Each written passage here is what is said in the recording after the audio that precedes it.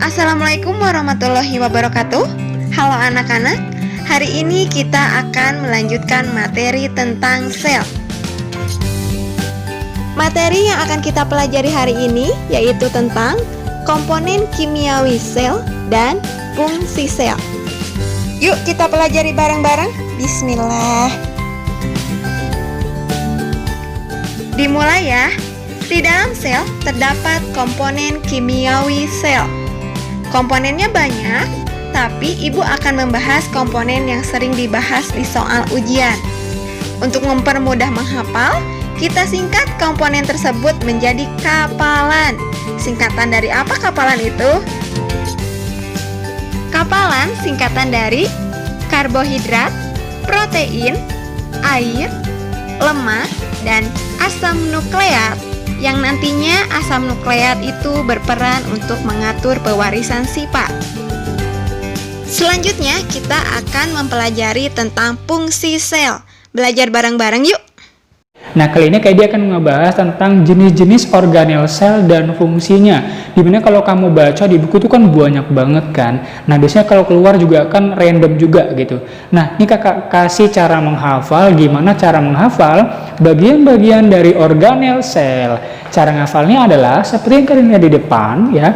Ada kata si ini siapa? Sitoplasma. Kemudian cara menghafalnya gimana? Kakak ulang dulu ya. Cara menghafalnya adalah simeri ya, simeri, kakak ulang nih, simeri intip rendo dan mili pakai senter plastik. Kakak ulang, simeri intip rendo dan mili pakai senter plastik.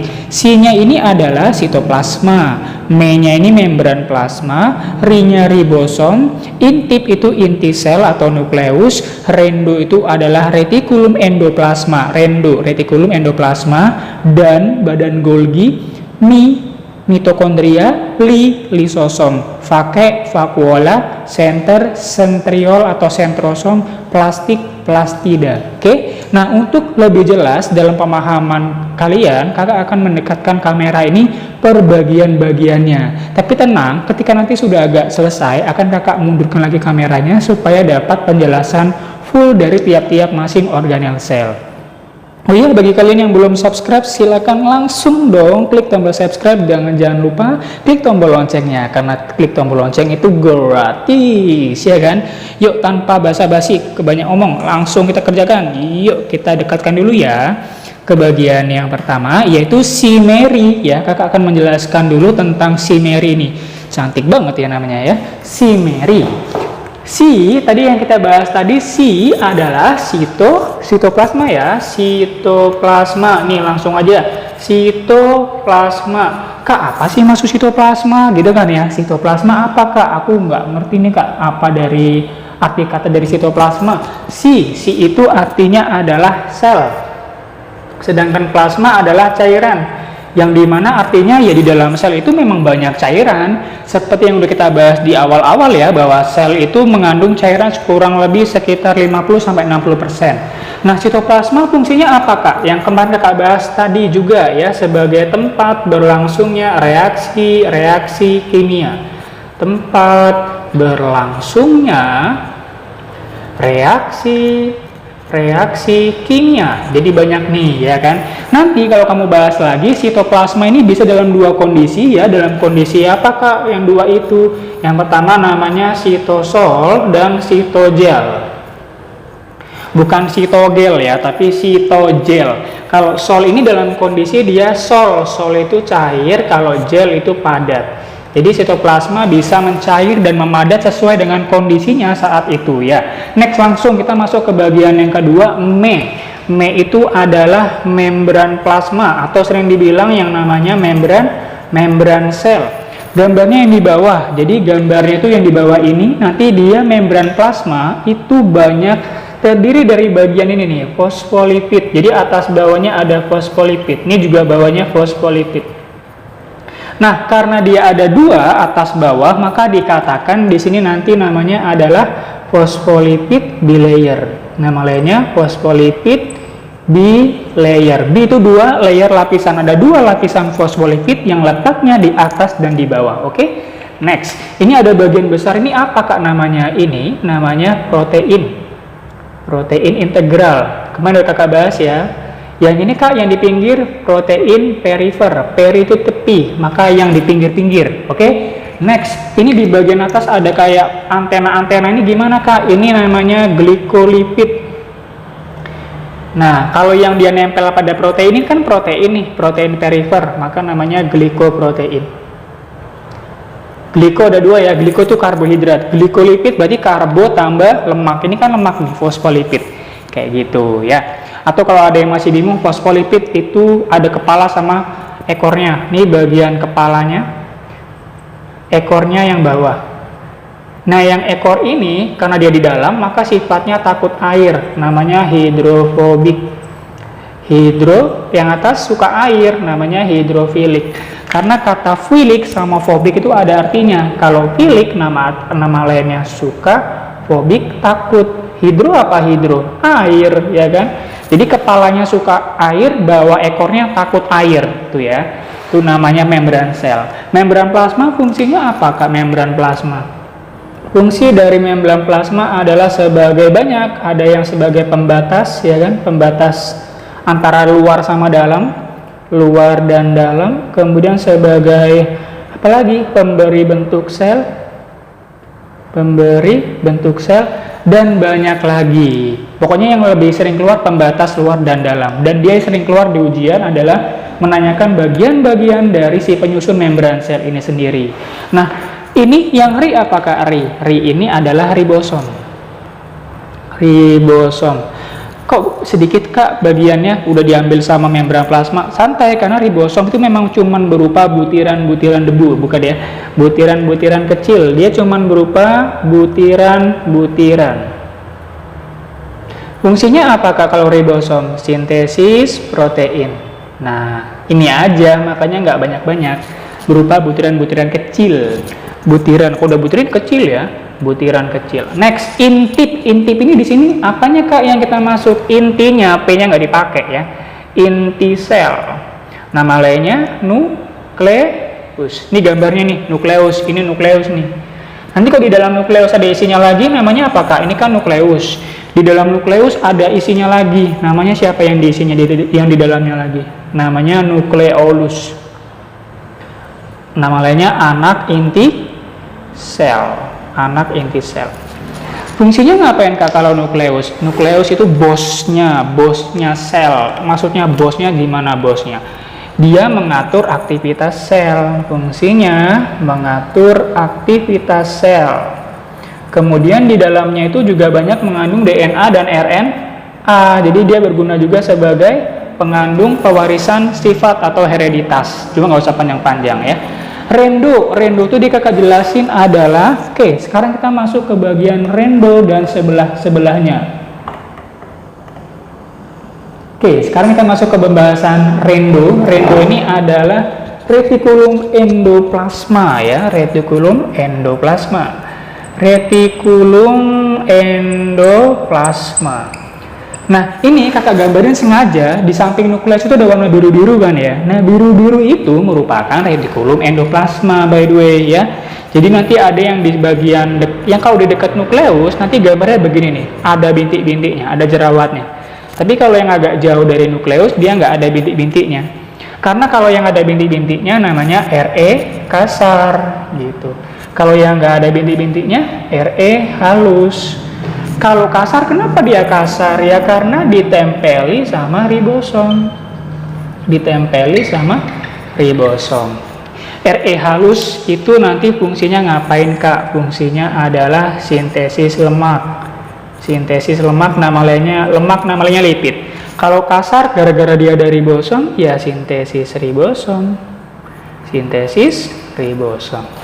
Nah, gitu ya. Jadi kalau yang namanya Re itu kayak berupa lipatan-lipatan gitu ya, lipatan-lipatan. Dan nanti ada yang kasar, ada yang halus. Itu untuk yang retikulum endoplasma. Nukleus juga bentuknya ada yang bulat, bentuknya nukleus ada yang bulat, lonjong ya, bentuknya bisa bulat atau oval sebagainya. Kalau retikulum endoplasma itu berupa kayak lipatan-lipatan ya. Re itu kayak berupa lipatan-lipatan. Oke, next langsung kita masuk ke bagian selanjutnya. Ini ada siapa tuh di sana? Badan Golgi, dan itu dari kata dan, badan Golgi. Nah ini badan Golgi itu dia kayak banyak lipatan, ada banyak nih, ada lipatan, ada kantung tuh bulatan gitu ya. Nah ini kantung-kantungnya ini. Kak, buat apa sih Kak badan Golgi ini? Iya kan? Badan Golgi konsepnya adalah fungsinya untuk sekresi. Kata kuncinya sekresi. Sekresi apa Kak? Protein. Jadi boleh enzim. Jadi protein itu kan bisa berubah jadi enzim atau hormon. Di pembahasan sebelumnya udah Kakak jelasin ya. Nanti dia berfungsi untuk menghasilkan sekresi protein. Nanti juga atau nama lainnya, badan Golgi digunakan sebagai transportasi zat-zat. Karena kan dia membawa, ini vesikel. Vesikel namanya kantong ya, kantong. Nah, kantong-kantong inilah yang nanti akan membawa materi,